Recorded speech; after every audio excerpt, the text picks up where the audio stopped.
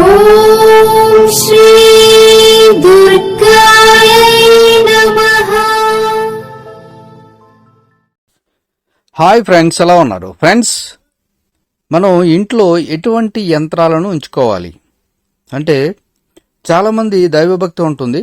మరి దైవ అనుగ్రహం కలగడానికి చాలామంది మన పూజా గదిలో రకరకాల యంత్రాలను ఉంచుకుంటూ ఉంటారు.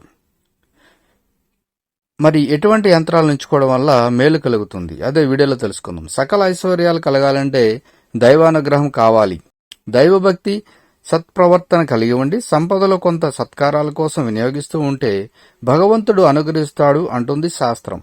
లోహాలతో చేసే తాబేళ్లు, అలంకార సామాగ్రి మాత్రమే మనకు మేలు కలుగుతుందని అనుకోవద్దు. సత్కారాలు చేయడం వల్ల కూడా భగవంతుడు అనుగ్రహిస్తాడు. వాటితో ఏవో అద్భుతాలు జరుగుతాయన్నది కేవలం ఒక నమ్మకం మాత్రమే నేను నమ్ముతూ ఉంటారు. అయితే ఇందుకు శాస్త్రీయమైన ప్రమాణం అయితే ఏదీ లేదు. ఇకపోతే వెండి, రాగి, ఇత్తడి తదితర పంచలోహాలతో చేసే యంత్రాలను పూజా మందిరంలో ఉంచుకుంటారు.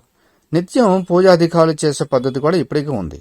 ఈ యంత్రాలపైన రేఖల రూపంలో బీజాక్షరాలతో దైవశక్తిని ఆవాహనం చేస్తారు.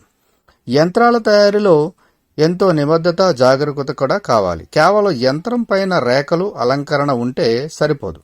సంబంధిత దేవతా మంత్రాలను పునశ్చరణ చేసి యంత్రాలకు ప్రాణప్రతిష్ఠ చేసినప్పుడే వాటిలోని దైవశక్తి కోలుకుంటుంది. అలా చేయని యంత్రాలు అలంకారప్రాయంగానే నిలుస్తాయి. కాబట్టి ఇంట్లో అలా దైవశక్తితో నిండిన మంత్రాలను ఆ యంత్రాలతో కలిపి చేస్తేనే వాటి వల్ల ఉపయోగం ఉంటుంది. కానీ మామూలుగా యంత్రాలను పెట్టుకోవడం వల్ల ఎటువంటి లాభం ఉండదని, ఇంకా నష్టమే కలుగుతుందని మరి ఆధ్యాత్మిక నిపుణులు అంటున్నారు. సో ఫ్రెండ్స్, ఈ వీడియో లైక్ చేయండి, షేర్ చేయండి, తప్పకుండా నా ఛానల్ని సబ్స్క్రైబ్ చేయండి. సబ్స్క్రైబ్ చేసుకున్నారు, బెల్ ఐకాన్ క్లిక్ చేయండి. Thank you for watching friends.